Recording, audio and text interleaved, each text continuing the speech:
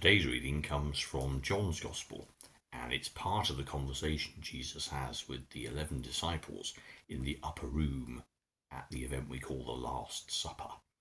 Jesus is talking particularly here about the fact that he will be going away, and that when he goes, the Helper, the Spirit, will come. And today is Pentecost Sunday, and also for Methodists, the day when we celebrate Aldersgate Sunday, the day when John Wesley's heart was, quote unquote, strangely warmed by the Spirit. Jesus talks about the Spirit, and earlier in chapter 14 he says, "He is the Spirit who reveals the truth about God." And it's in that context that our reading sits, that the Spirit comes to reveal the truth about God. Our reading comes from chapter 15, verses 26 to 27 and 16, 4 to 15. The Helper will come, the Spirit who reveals the truth about God and who comes from the Father. I will send him to you from the Father, and he will speak about me. And you too will speak about me, because you have been with me from the very beginning. I did not tell you these things at the beginning, for I was with you. But now I am going to him who sent me. Yet none of you asks me where I am going. And now that I have told you, your hearts are full of sadness. But I am telling you the truth. It is better for you that I go away, because if I do not go, the Helper will not come to you. But if I do go away, then I will send him to you. And when he comes, he will prove to the people of the world that they are wrong about sin and about what is right and about God's judgment. They're wrong about sin because they do not believe in me. They are wrong about what is right because I am going to the Father, and you will not see me any more. And they are wrong about judgment because the ruler of this world has already been judged. I have much more to tell you, but now it would be too much for you to bear. When, however, the Spirit comes who reveals the truth about God, he will lead you into all truth. He will not speak on his own authority, but he will speak of what he hears, and will tell you of things to come. He will give me glory, because he will take what I say and tell it to you. All that my Father has is mine. That is why I said that the Spirit will take what I give him and tell it to you. Now that reading is quite complex, and there's quite a lot of stuff in there which isn't obvious at first read through. But what's really central and what's really important about this reading, especially in the context of Pentecost Sunday, is teaching about what the Spirit is. Jesus has formerly been with the disciples, and he's been able to show them what God is really like. And what they've seen is contact with the outcasts of society, siding with the poorest and the oppressed, healings, teaching, care, and shot through with a consistent theme of unconditional love and acceptance, that everyone matters, that everyone is God's loved child, which is so at variance, of course, with the way that we tend to live in our own world, where we have our own tribes and our own sections of society, and people who we feel comfortable with and people who we don't. That's not God's way, because we're all God's children. But Jesus is going away. He's going to be convicted and murdered. And as he says here, they're all very sad about that. But actually no one's asked him where he's going, because the point of this is that he must go. He must be murdered. He must be got rid of, as the religious authorities want to do, following the resurrection of Lazarus, the raising from the dead of Lazarus, and the fact that all the people were going absolutely mental about Jesus and wanted to be near him and tell others about him, and they feared for their own status, their own authority, their own status quo in terms of religious work. He's going away from them because and that's really meant to be, and it's really important, because then the Spirit will come. Had Jesus been executed and that was the end of it, then that would have seemed like some kind of failure. That would have seemed exactly like what the religious authorities wanted. But that isn't what's going to happen, and it isn't what happened.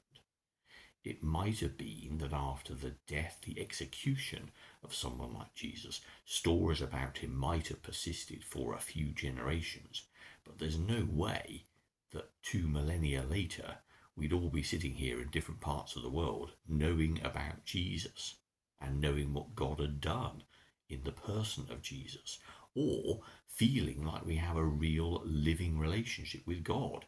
That's all because the Spirit came. That's all because the Spirit came and enabled people to know the truth. And Jesus is talking here particularly about three things that the religious authorities and people generally have wrong about God. And the first he talks about is sin. And he talks about sin and how people are wrong about sin because they think that that's something you do wrong against a prescription. A bit like when the disciples gathered some ears of corn on the Sabbath, or when Jesus in John's Gospel healed the man born blind on the Sabbath. That's the wrong thing to do. It's a sinful thing to do. You're a sinner. Whereas Jesus says, no. What sin is looking at God and God's purity and God's beauty and God's truth and God's power and rejecting it and saying, well, that's useless. That's nothing to do with me. Just like the people are doing with Jesus, just like they're about to do, to the point where they want him crucified. That's sin. Seeing beauty and truth and love and rejecting it. And that's a really powerful lesson for all of us, isn't it?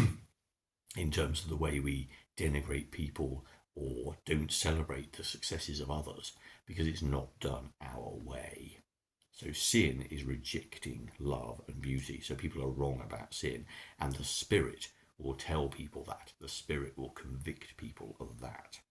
The second thing he talks about is righteousness, because the religious authorities thought they were in the right. We must protect our systems of religion.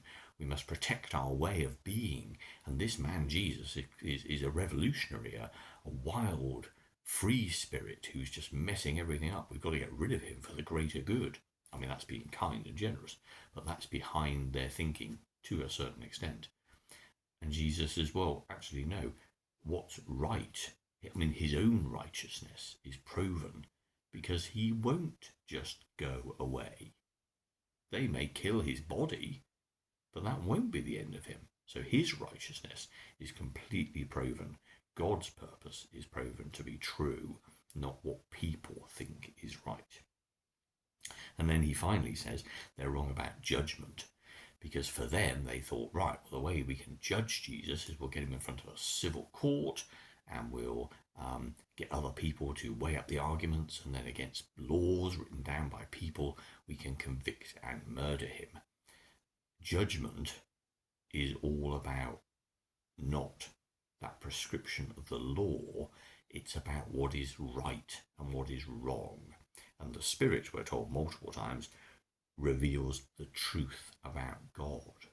And what is right is what is good and kind and loving and creative and builds people up. It's not something that causes division and brings people down and destroys and is hurtful and full of malice and unkindness. So all those ways people have got it wrong about how they feel the world works. Sin and what's right and judgment. They've got fixed ideas about those concepts. Whereas the Spirit will come, says Jesus, and reveal the truth about God. The Spirit will come and blow away those ideas and give us a new heart, a new beginning, just like what happened at Pentecost when the disciples were turned from a frightened band of people, directionless and yes, afraid of their lives, for their lives, into a missionary band who went out and told people about Jesus, just like John Wesley did when his heart got strangely warmed. He'd already been very, very active in good work, but it was only after his own conversion, his own awareness, his own receipt of the Spirit, that he was utterly and totally convicted of God's glory and God's beauty and God's truth, and that this message is fundamentally good news. That it's so good, it's so exciting, it's so wonderful that you have to tell people about it, that everyone needs to know this.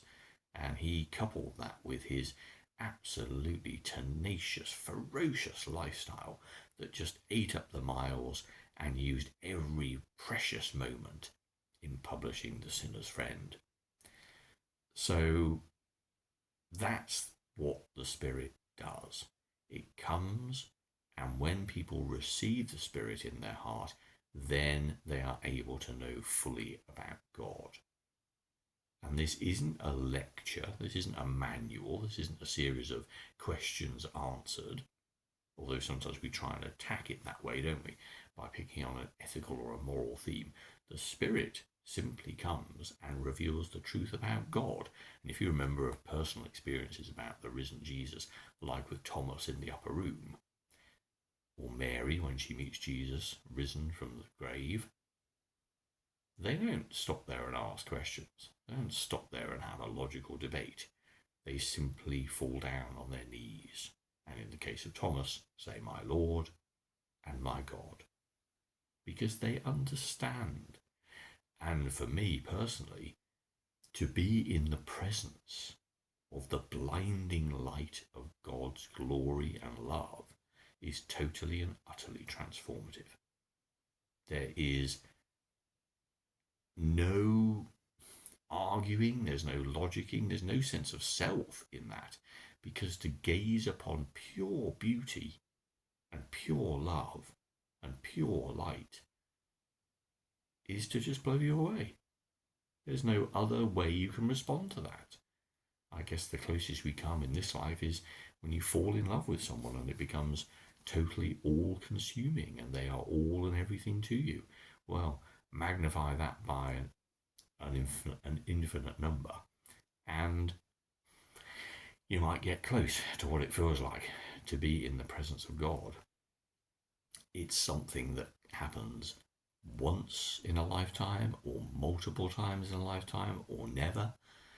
But it's something that when it happens, there's just no turning back. Nothing can ever undo it, because it's not about knowledge. It's not about faith based in your determination to believe. It is about an experience, something that's happened to you, and something that cannot be undone. And because it's such a positive, wonderful, uplifting, glorious moment, it's always going to be good news. And that's what Jesus means when he says the Spirit will reveal the truth about God.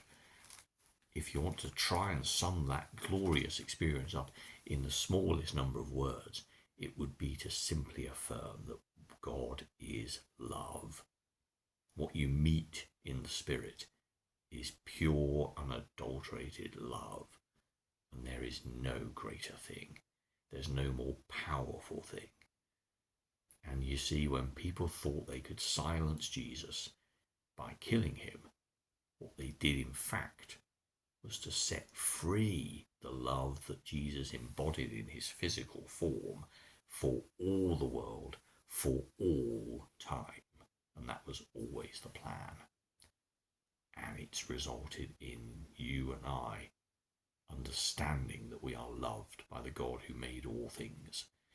And there is truly no greater thing than that.